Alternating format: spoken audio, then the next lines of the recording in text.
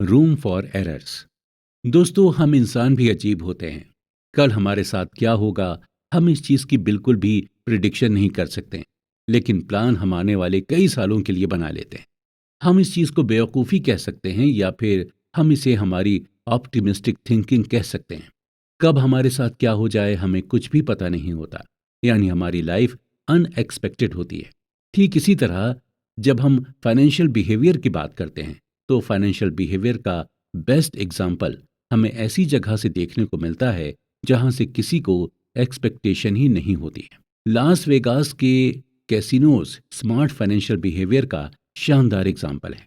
जी हाँ, कैसीनोज में आपके ऐसे कई ब्लैक जैक कार्ड प्लेयर मिल जाएंगे जो आपको ये सिखा सकते हैं कि अपने पैसे को कैसे मैनेज करें।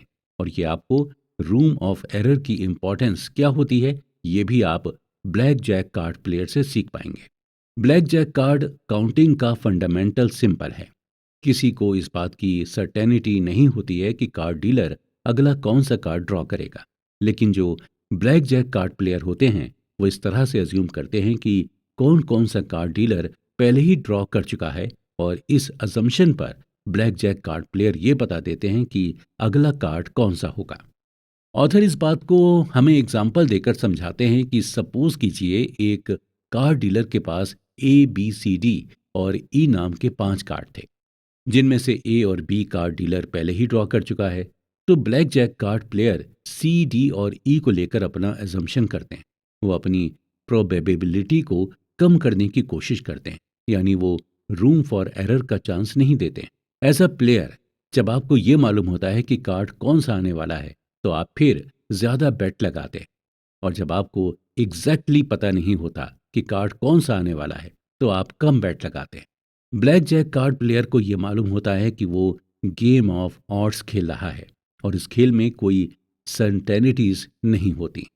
आप कभी भी ये गैस नहीं कर सकते हैं कि कौन सा मोमेंट आपके लिए बेस्ट होगा। आप अपने आप को रूम फॉर एरर देना चाहते हैं। आपको ये मानकर चलना होगा कि आपने जो प्लान बनाया है हो सकता है वो प्लान काम ना करे। हम रूम फॉर एरर को मार्जिन ऑफ सेफ्टी भी कह सकते हैं। और बात जब पैसों की होती है तो हम रूम फॉर एरर को अंडर एस्टिमेट करने लगते हैं। रूम फॉर एरर को हम फोरकास्टिंग से भी रिलेट कर सकते हैं, और फोरकास्टिंग करेक्ट करना बहुत मुश्किल होता है। आने वाले 10 सालों में स्टॉक मार्केट कितना रिटर्न देगा या रिटायरमेंट के बाद आपको कितने पैसे मिलेंगे, इन सब के बारे में फोरकास्ट करना मुश्किल होता है। इन सब चीज़ों में हम बस ऑड ही निकाल सकते हैं या मार्जिन ऑफ सेफ्टी लेकर एक स्टिपुलेटेड अमाउंट हम बता सकते हैं। ऑथर कहते हैं कि जब भी आप फ्यूचर इन्वेस्टमेंट के बारे में एस्टिमेट करें तो आपको रूम फॉर एरर देना होगा। आपको ये मानकर चलना होगा कि आपका एस्टिमेशन एकदम एक्यूरेट नहीं हो सकता। रूम फॉर एरर एक साइंस है जहां पर आपको रिस्क लेना होता है। लेकिन रिस्क लेने से पहले आपको ये सोचना होता है कि जो रिस्क आप ले रहे हैं वो वर्थ टेकिंग है या नहीं। यही सेम फिलॉसफी आपको पैसे के साथ लगानी होती है। आप जिस भी चीज़ में इन्वेस्ट कर रहे हैं आपको ये मालूम होना चाहिए कि जहां भी आप इन्वेस्टमेंट कर रहे हैं उसमें रिस्क लेना वर्थ टेकिंग है या नहीं। तो कुल मिलाकर रूम फॉर एरर आपको ऐसा रिस्क लेने के लिए कहता है जहां पर आपको ज़्यादा नुकसान भी ना हो। और जब आप इस तरह के रिस्क को लेते हैं तो ज़्यादा चांसेस हैं कि आप अपने पैसे को ग्रो कर सकें। अक्सर ऐसा होता है कि हम किसी चीज़ की बहुत लंबी चौड़ी प्लानिंग कर लेते हैं, लेकिन ऐसा करने से हमें बचना चाहिए, क्योंकि वक्त के साथ साथ हमारी डिज़ायर्स, हमारी नीड्स और वांट्स बदलती रहते हैं। देखा जाए तो लॉन्ग टर्म फाइनेंशियल गोल बनाना ज़रूरी है, लेकिन हर 5 से 10 साल में दुनिया बदलती रहती है। नई नई टेक्नोलॉजीज आती जाती हैं, नई इकोनॉमी पॉलिसीज आ जाती हैं और हमारे खुद के भी गोल चेंज हो जाते हैं। हम अपनी लाइफ के हर स्टेज में ऐसे डिसीजन लेते हैं जो बाद में हमारी लाइफ को इन्फ्लुएंस करते हैं, और उस डिसीजन को लेकर अब हमारे अंदर एक्साइटमेंट भी रहती है। ऑथर एग्जाम्पल देकर बताते हैं कि कई लोग जब टीनेज में थे तो अपने शौक के लिए वो टैटू बनवा लेते थे, और जब वो बड़े हुए तो उन्हें अपने इसी डिसीजन पर रिग्रेट होता है। आपकी फीलिंग, आपके इमोशंस सब वक्त के साथ बदलते रहते हैं। लेकिन आप जब भी फाइनेंशियल प्लानिंग बनाएं तो आपको दो चीज़ें अपने मन में हमेशा रखनी होंगी। पहली चीज़ ये कि फाइनेंशियल प्लानिंग के एक्सट्रीम एंड के बारे में हमें नहीं सोचना है।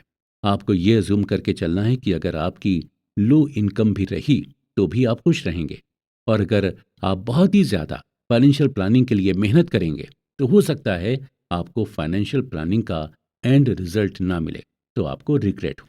फाइनेंशियल प्लानिंग जब आपने बना ली तो आप हर साल उस प्लानिंग को रिव्यू करें, और अगर मॉडिफाई करने लायक चीज़ें हैं तो उसे मॉडिफाई भी ज़रूर करें। अक्सर लोग खुद पर हार्श हो जाते हैं और प्लानिंग फेल होने पर खुद को मेंटली पनिश करने लगते हैं। इसका असर आप पर तो होता ही है, आपकी फैमिली पर भी इसका असर होता है। इसलिए प्लानिंग रिव्यू करते रहें, इसमें कोई भी खराबी नहीं है। जितने भी सक्सेसफुल वेल्दी लोग हुए हैं वो भी यही करते हैं। वो प्लान रिव्यू करते हैं और ज़रूरत पड़ने पर उसे मॉडिफाई भी करते हैं और इजी वे में प्लान करते हैं। दूसरी चीज़ यह है कि हमें इस रियलिटी को एक्सेप्ट करना होगा कि हमारा माइंड चेंज हो सकता है। अक्सर उन एम्प्लॉय की लाइफ मेजरेबल होती है जो अपनी कंपनी से बहुत ज़्यादा लॉयल रहते हैं, और ऐसा इसलिए होता है क्योंकि ऐसे लोग जब अडल्ट थे तभी से उन्होंने ये डिसाइड कर लिया था कि उन्हें किस फील्ड में काम करना है और किस कंपनी में काम करना है, और खुद की नज़र में धोखेबाज या बेईमान साबित नहीं होना चाहते, भले ही वो मेंटली टॉर्चर हो जाए। ध्यान रहे कि आप खुद से लॉयल रहें, कंपनी से नहीं। रियलिटी ऑफ चेंज को हमें जितना जल्दी हो सके उतनी जल्दी एक्सेप्ट कर लेना चाहिए। एग्जाम्पल के तौर पर, अमेज़ॉन जब शुरू हुआ था तब वो सिर्फ एक बुक स्टोर हुआ करता था। धीरे धीरे इसने खुद को चेंज किया, फिर ये ऑनलाइन ई कॉमर्स कंपनी बन गई, और बुक्स के साथ साथ ये बाकी चीज़ें भी ऑनलाइन डिलीवर करने लगी, और उसके साथ कई सारे चेंजेस भी आए। अब अमेज़ॉन का टारगेट है स्पेस। अगर अमेज़ॉन खुद को बुक स्टोर तक ही लिमिटेड करके रखती तो शायद आज ये जिस मुकाम पर है उस मुकाम तक नहीं पहुंच पाती, और आज दुनिया के सबसे वैल्यूएबल कंपनीज में से एक नहीं बन पाती। जेफ बेजोस हर 5 से 10 साल में चेंज की रियलिटी को समझ जाते हैं और फिर उसी हिसाब से अपनी प्लानिंग बनाते हैं, और शायद यही उनकी सक्सेस का सीक्रेट है। अगर आप खुद को कॉन्स्ट्रेंट यानी बांध कर रखेंगे किसी प्लानिंग में, तो आप बाकी किसी भी अपॉर्चुनिटी को एक्सप्लोर ही नहीं कर पाएंगे। आपको ये समझना होगा कि जैसे जैसे दुनिया बदल रही है वैसे ही वैसे आपको भी बदलना होगा। दुनिया के साथ कदम से कदम मिलाकर चलना होगा, क्योंकि इसी में है सक्सेस, और सक्सेसफुल वेल्दी लोग ऐसा ही करते हैं। You and me and the seduction of pessimism. लालच ह्यूमन नेचर का ही पार्ट है, और हम सबके अंदर कहीं ना कहीं किसी न किसी चीज के लिए लालच भरा होता है। वो लालच चाहे मेटेरियलिस्टिक चीजों के लिए हो या फिर इमोशनल चीजों के लिए हो। कई बार ऐसा होता है कि मार्केट में कुछ ऐसे प्रोडक्ट्स होते हैं जिनके रेट अचानक से बढ़ने लगते हैं, और हमें समझ में ही नहीं आता कि इन प्रोडक्ट्स का रेट क्यों बढ़ने लगा है। ज्यादातर लोगों को यही लगता है कि किसी प्रोडक्ट का रेट बढ़ने की वजह लालच होता है। अचानक से प्रोडक्ट के रेट बढ़ने को इकोनॉमी की लैंग्वेज में बबल कहते हैं। बबल के लिए पूरी तरह से लालच को ब्लेम करना सही नहीं है। जब भी किसी प्रोडक्ट के दाम मार्केट में बढ़ते हैं तो हम यही कहते हैं कि ट्रेडर्स लालची हो गया है, क्योंकि हम इसे सिर्फ अपने ही नज़रिए से सोचते हैं। हमें एक्चुअल में ये पता ही नहीं होता कि इस बबल के पीछे की वजह क्या है। कोई भी एक्सपर्ट आपको ये नहीं बता पाएगा कि आखिर ये इकोनॉमिकल बबल होते क्यों हैं। ये ठीक उसी तरह है जब कोई आपसे पूछे कि आखिर ये वॉर क्यों होते हैं। आप कभी इसका रीजनेबल आंसर नहीं दे पाएंगे, क्योंकि वॉर करने के सबके अलग अलग रीजंस होते हैं। लेकिन हम एक रीजन इसके लिए कह सकते हैं, वो ये है कि कभी कभी इन्वेस्टर्स दूसरे इन्वेस्टर्स से कुछ ऐसी एडवाइस ले लेते हैं जो एक्चुअल में उनके लिए सही नहीं होती। यानी दूसरे इन्वेस्टर्स के इन्फ्लुएंस में आकर कई इन्वेस्टर्स ऐसे डिसीजन ले लेते हैं जिनकी वजह से पूरी मार्केट में असर देखने को मिलता है, और जिसकी वजह से इकोनॉमिकल बबल आ जाता है। एक नॉर्मल इंसान का विजन और एक इन्वेस्टर का विजन अलग अलग होता है। एक नॉर्मल इंसान की कोशिश यही रहती है कि वो अपने पैसे को लॉन्गर टर्म तक इन्वेस्ट करके रखे, जबकि इन्वेस्टर्स अपने इन्वेस्टमेंट को शॉर्ट टर्म तक के लिए रखते हैं। ऑथर हमें एग्जाम्पल देकर समझाते हुए कहते हैं कि जब डॉट कॉम बबल हुआ, यानी टेक्नोलॉजी बबल, तब 1999 में याहू के स्टॉक के लिए एक नॉर्मल इंसान पागल हुआ जा रहा था। उसे यही लग रहा था कि ये इन्वेस्टमेंट 30 साल बाद उन्हें ज़िलियन डॉलर का रिटर्न देगा। लेकिन इन्वेस्टर्स ने इन सब पर सिर्फ कम टाइम के लिए इन्वेस्ट किया था और ज़्यादा अमाउंट इन्वेस्ट किया था। इन्वेस्टर्स को ये मालूम था कि इस स्टॉक में अभी मोमेंटम है, लेकिन ये मोमेंटम कभी भी शिफ्ट हो सकता है। इसलिए शॉर्ट टर्म में ज़्यादा अमाउंट इन्वेस्ट करो। और जब कोई एक अच्छा ट्रेडर शॉर्ट टर्म इन्वेस्टमेंट करता है तो उसे देखकर कई दूसरे ट्रेडर्स भी इन्वेस्ट करने लगते हैं। और कई ट्रेडर्स इंट्रा डे ट्रेडिंग भी करते हैं, जिससे कभी कभी इकोनॉमिकल बबल होने लगता है।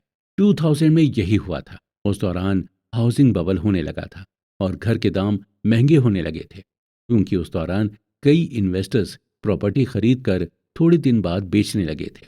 जब भी किसी प्रोडक्ट के दाम बढ़ें तो हम इसके लिए इन्वेस्टर्स को ब्लेम कर सकते हैं। हम उन्हें इररेस्पॉन्सिबल कह सकते हैं या हम उन्हें स्पेकुलेटर्स कह सकते हैं। और इसमें से ज़्यादातर इन्वेस्टर्स एक दूसरे से इन्फ्लुएंस्ड होकर ही इन्वेस्ट करते हैं, और ऐसा करने का उनका यही मकसद होता है, पैसा कमाना। उन्हें लगता है कि वो एक दिन में ज़्यादा कमा सकते हैं, तो वो इंट्राडे करके कमाते हैं, और 2 साल में कमा सकते हैं तो 2 साल तक इन्वेस्ट करते हैं। आप भी इसी तरह से कर सकते हैं। आपको ये नहीं सोचना चाहिए कि कहीं आपको कोई लालची होने का लेबल ना लगा दे। पैसे कमाना और लालची होना अलग अलग चीज़ें हैं। अगर आप अपना माइंड लगाकर पैसे कमा रहे हैं तो इसमें हर्ज क्या है? आपकी नॉलेज कहती है कि आप इंट्राडे से पैसे कमा सकते हैं तो आप कमाएं। या आपको लगता है कि सिर्फ 1 साल में इन्वेस्ट करके आप अच्छा प्रॉफिट कमा सकते हैं तो आप सिर्फ 1 साल के लिए ही इन्वेस्ट करें। आप किसी और के इन्फ्लुएंस में मत आएं। अब आगे हम पेसिमिज्म की बात करते हैं। हमारे अंदर ऑप्टिमिज्म और पेसिमिज्म दोनों ही तरह की फीलिंग्स हैं। यानी हम चीज़ों को लेकर होपफुल भी रहते हैं और हमें कभी कभी कोई होप भी नहीं रहती। या हम यूँ भी कह सकते हैं कि हमारे अंदर पॉजिटिव सोच भी है और नेगेटिव सोच भी है। कभी कभी जब हम हमारे साथ नेगेटिव चीज़ें होती हैं तो ही हम पॉजिटिव चीज़ों के डायरेक्शन में तेज़ी से भागते हैं। इसे हम जापान के एग्जाम्पल से समझते हैं। वर्ल्ड वॉर के बाद जापान की हालत बहुत ही ज़्यादा ख़राब हो चुकी थी और जापान की इकॉनमी लगभग डूब चुकी थी। जापान ऑलमोस्ट इंडस्ट्रियली, सोशली और इकोनॉमिकली बर्बाद हो चुका था। और अगर कोई उस वक्त जापानी लोगों से ये कहता कि 50 साल बाद आप लोग दुनिया की सबसे डेवलप कंट्री बनेंगे तो शायद जापानी लोग आप पर हंसते। लेकिन हुआ यही, जापानियों ने इन 50 सालों में इतनी ज़्यादा तरक्की कर ली कि इसकी इकोनॉमी का लोग एग्जाम्पल देने लगे थे और इसने हर फील्ड में खुद को डेवलप कर लिया था। देखा जाए तो पेसिमिज्म ऑप्टिमिज्म से ज़्यादा स्मार्टर है और रीजनेबल भी है। अगर आप किसी से कहें कि सब कुछ अच्छा होगा तो शायद आपकी इन बातों पर वो ज़्यादा अटेंशन नहीं देगा। लेकिन वहीं अगर आप उससे ये कहें कि तुम खतरे में हो, तुम्हारे साथ कुछ बुरा हो सकता है, तो उसकी अटेंशन आपकी तरफ शिफ्ट हो जाएगी। ऑथर की माने तो मोस्टली जब आप किसी से कहते हैं कि तुम कुछ नहीं कर पाओगे, तुम्हारी लाइफ में कुछ नहीं हो पाएगा, तो ये बात उस इंसान को चुभती है और आपकी ये बात उसके लिए फ्यूल का काम करती। और वही इंसान कुछ साल के बाद आपको गलत साबित कर देता है। यानी आपने पेसिमिज्म एटीट्यूड दिखाकर सामने वाले को ऑप्टिमिज्म की तरफ शिफ्ट कर दिया। इसी तरह जब एक स्टॉक ट्रेडर ये कहता है कि उसने जो स्टॉक खरीदा है वो आने वाले सालों में दुगना हो जाएगा, तो ज़्यादा चांसेस रहते हैं कि शायद ऐसा ना हो। वहीं जब कोई ये बोलता है कि जो स्टॉक उसने खरीदा है वो एकदम बेकार है, तो अक्सर वही स्टॉक अच्छा परफॉर्मेंस दे देता है। बात जब पैसे की आती है तो आपको थोड़ा पेसिमिस्टिक होकर सोचना चाहिए, क्योंकि इससे आपको फाइनेंशियल लॉस कम फील होगा। एग्जाम्पल के तौर पर जब आप किसी को अपने पैसे उधार देते हैं तो उधार देते वक्त आपको मन में कहीं ना कहीं ये सोच लेनी चाहिए कि आपके पैसे अब शायद नहीं मिलेंगे। जब जब आप इस तरह की सोच अपने मन में रख लेते हैं तो आपको फाइनेंशियल लॉस की ज़्यादा टेंशन नहीं रहती। आप अपने मन में पहले से ही ये परसेप्शन बना लेते हैं कि आपको ऑलरेडी लॉस हो चुका है, और जब वही पैसे आपको वापस मिलते हैं तो आपको बहुत खुशी होती है। और जबकि वो पैसे खुद आपके ही होते हैं, वो एक्स्ट्रा पैसे भी नहीं होते जो आपने कमाए हों। आपका पैसा आपको कुछ दिनों बाद मिलता है। ये खुशी आपको इसलिए मिलती है क्योंकि आप अपने मन में पेसिमिस्टिक थॉट लेकर चले थे। वहीं अगर बात हम इन्वेस्टिंग की करें तो हम बहुत ज़्यादा एक्सपेक्टेशंस रख लेते हैं। हम ये उम्मीद लगाकर बैठ जाते हैं कि हमें बहुत ज़्यादा रिटर्न मिलेगा, और जब नहीं मिलता तो हम फ्रस्ट्रेट होकर सैड हो जाते हैं। लेकिन वहीं अगर हम ये मानकर चलें कि हमें बहुत ज़्यादा रिटर्न नहीं मिलेगा या शायद हमें हमारा प्रिंसिपल अमाउंट ही नहीं मिलेगा, तो हम अपने मन में इत्मीनान रख लेते हैं और जब हमें थोड़ा भी रिटर्न मिलता है तो हमें बहुत ज़्यादा खुशी मिलती है। इसलिए पैसों के मामले में ज़्यादातर पेसिमिज्म सोच रखें, वो भी तब जब आप अपने पैसे को कहीं इन्वेस्ट कर रहे हैं। अदरवाइज आपको हमेशा ये सोचना चाहिए कि आप एक दिन वेल्दी ज़रूर बनेंगे। When you will believe in anything. दोस्तों, अक्सर हमने हॉलीवुड की फिल्मों में देखा है कि कैसे एलियंस अमेरिका के शहरों में अटैक कर देता है। तो चलिए उन्हीं एलियंस का एग्जाम्पल लेते हैं। मान लीजिए कि एलियंस अमेरिका के न्यूयॉर्क शहर में आया और इस बार ये एलियन अटैक करने नहीं बल्कि 2007 और 2009 की अमेरिकन इकोनॉमी को चेक करने आया। 2007 में उसने देखा कि लोग मौज मस्ती कर रहे हैं, पार्टी कर रहे हैं, अच्छा खा रहे हैं, अच्छे अच्छे कपड़े पहन रहे हैं। 2009 में फिर उसने देखा कि लोग पार्टी कर रहे हैं, अच्छा खा पी रहे हैं और अच्छे अच्छे कपड़े पहन रहे हैं। यानी 2007 और 2009 की लाइफस्टाइल में ज़्यादा डिफरेंस नहीं था।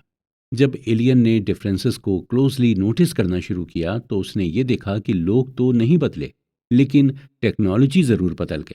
अब लोग नए नए फीचर्स वाले फ़ोन रखने लगे हैं और कंप्यूटर बेहतर होने लगे हैं, मेडिसिन बेटर हो गई हैं और कार्स की माइलेज बढ़ने लगी है।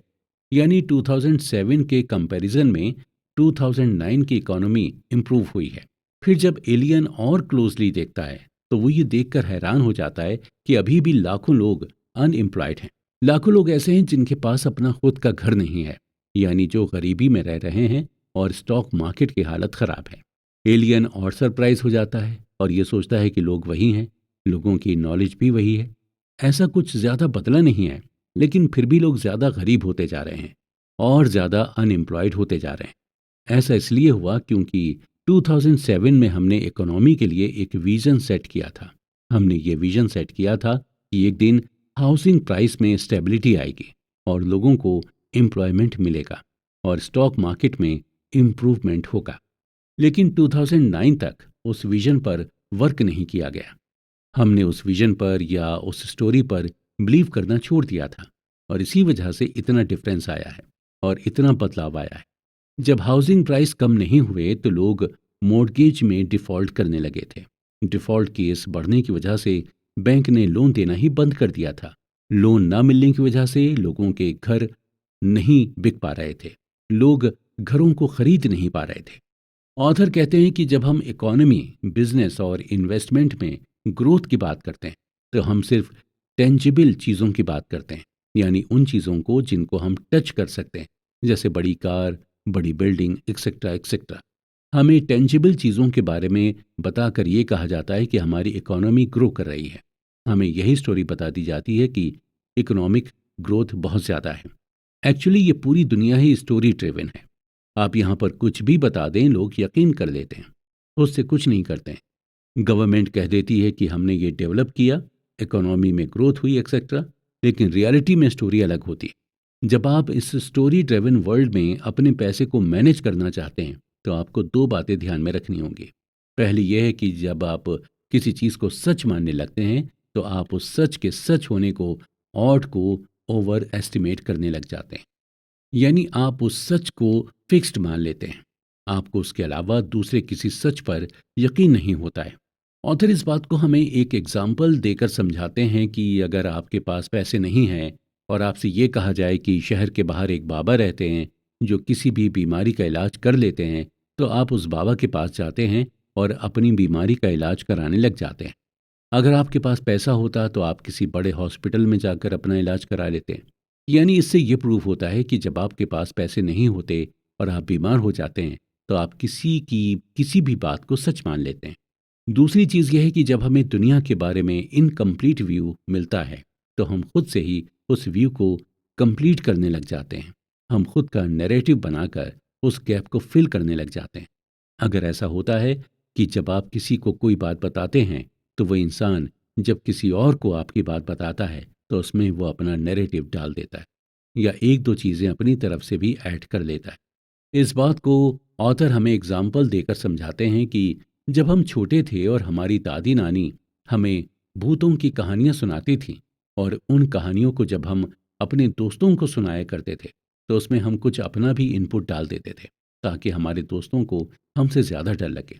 हम ह्यूमंस का माइंडसेट ही ऐसा होता है। जब हम किसी स्टोरी से सेटिस्फाई नहीं होते तो हमें इनकम्प्लीट सी लगती है, तो उसे कंप्लीट या इंटरेस्टिंग बनाने के लिए उसमें अपना नैरेटिव डाल देते हैं। ऐसा करके हमारे माइंड को सेटिस्फेक्शन मिलता है। हम सबको यही लगता है कि हम जो अपने आसपास देख रहे हैं वही सच है, लेकिन हमें ये नहीं पता होता कि अंदर की स्टोरी अलग है। हमें जो हायर अथॉरिटी बोल देती है हम वही मान लेते हैं। बात जब पैसे की हो तो आपको सबकी बात नहीं माननी होती। आपको खुद रियलिटी का पता लगाना होता है। आपको अपने इन्वेस्टमेंट की सच्चाई को जानना होता है, क्योंकि जब तक आप इस सच्चाई को नहीं जानेंगे तो आपको इस बड़ी सी मार्केट में कोई भी बेवकूफ़ बना सकता है। All together now confession. हम आपको नहीं जानते और आप हमें नहीं जानते हैं। आपको अपने पैसों के साथ क्या करना है ये आपसे बेहतर और कोई नहीं जानता। अपने पैसे के आप खुद मालिक हैं। आप चाहें इसे सेव करके रखें या फिर इसका इन्वेस्टमेंट कर दें। यहाँ पर हम सिर्फ आपको रिकमेंड कर सकते हैं और पैसों की साइकोलॉजी ही बता सकते हैं। बाकी चीज़ें आपको ही करनी और कैसे करनी है ये भी आपको ही डिसाइड करना होगा।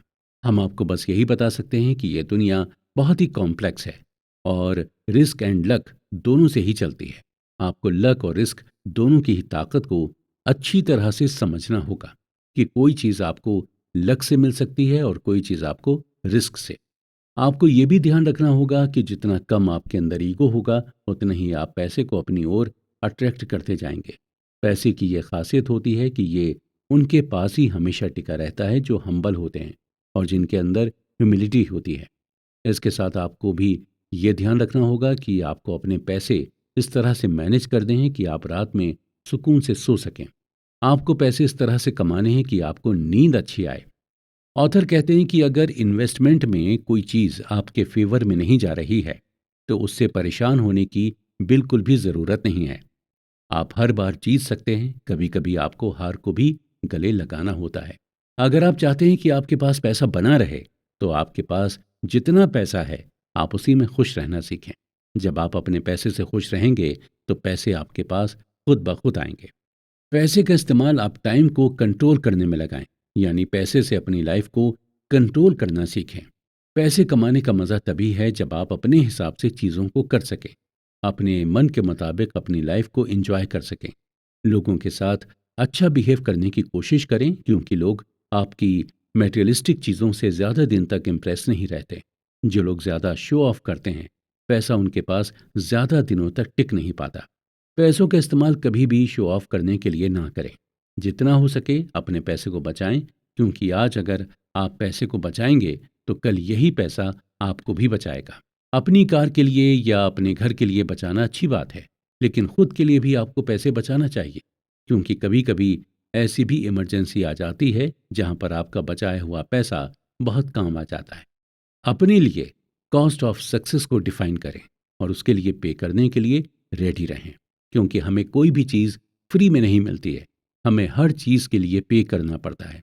साथ ही साथ आपको रिस्क लेने से भी नहीं घबराना चाहिए। जहां आपको लगता है कि रिस्क लेना वर्थ इट है या रिस्क का असर आप पर ज़्यादा नहीं होगा तो रिस्क लेने से घबराएं नहीं, क्योंकि रिस्क बाद में आपको पे ज़रूर करेगा। अपने गेम को डिफाइन करें, यानी लोगों को ये बताएं कि आप क्या हैं और आपकी वैल्यू क्या है और पैसे को लेकर आपकी सोच क्या है। और आपको ये मेक श्योर करना होगा कि आपके एक्शन से दूसरे लोग इन्फ्लुएंस्ड ना हो। दूसरे के डिसीजन की रिस्पेक्ट करें, स्पेशली फाइनेंस में, क्योंकि हर इंसान के अपने अलग अलग फाइनेंशियल गोल होते हैं और अलग अलग अप्रोच भी होती हैं, और उसी गोल और अप्रोच से एक इंसान अपना डिसीजन बना लेता है। आप वही करें जो आपके लिए फाइनेंशियली वर्क करता है। आपको ये जानना होगा कि आपकी फैमिली सेविंग के बारे में क्या सोचती है। आप अपनी फैमिली से अपने सेविंग प्लान के बारे में डिस्कस कर सकते हैं और उन्हें ये बता सकते हैं कि सेविंग करना कितना ज़रूरी है। अगर आप शादीशुदा हैं तो आप अपनी वाइफ के साथ मिलकर भी सेविंग कर सकते हैं और उन्हें इंडिविजुअली सेविंग करने के लिए भी मोटिवेट कर सकते हैं। इसके अलावा आप किस चीज़ के लिए सेविंग कर रहे हैं इसका भी आपको टारगेट बनाना होगा। आप घर के लिए सेविंग कर रहे हैं या फिर कार खरीदने के लिए सेविंग कर रहे हैं या किसी जगह हॉलिडे मनाने की सेविंग कर रहे हैं, ये आपको अपने घर वालों के साथ डिस्कस करना होगा। जब आप अपने घर वालों के साथ अपनी सेविंग के प्लान को डिस्कस करेंगे, तो आप और ज़्यादा मोटिवेटेड फील करेंगे। दूसरी चीज़ ये है कि आपको अपने इन्वेस्टमेंट प्लान के बारे में भी अपने घर वालों को बताना होगा और उनसे ये डिस्कस करना होगा कि आप किस चीज़ में अपने पैसे को इन्वेस्ट कर रहे हैं। आपके लिए ये जानना ज़रूरी है कि आपके घर वाले इन्वेस्टिंग के बारे में क्या सोचते हैं। आपको अपने घर वालों को स्टॉक मार्केट के बारे में बताना होगा और उन्हें ये समझाना होगा कि अगर स्टॉक मार्केट में आपको नॉलेज है, तो स्टॉक मार्केट में इन्वेस्ट करने से बिल्कुल भी घबराना नहीं चाहिए। आपको अपनी वाइफ या फिर अपने पेरेंट्स को स्टॉक मार्केट में इन्वेस्ट करने के लिए मोटिवेट करना चाहिए। ऑथर आगे कहते हैं कि आपको स्ट्रांगली अपनी फाइनेंशियल फ्रीडम पर वर्क करना चाहिए। हमारा जो भी फाइनेंशियल गोल है, उसकी तरफ धीरे धीरे कदम बढ़ाना चाहिए और हमारा ये कदम सही डायरेक्शन में तभी बढ़ेगा जब हम साइकोलॉजी ऑफ मनी को समझ जाएंगे और अपने दिमाग में पूरी तरह से इसे बसा लेंगे।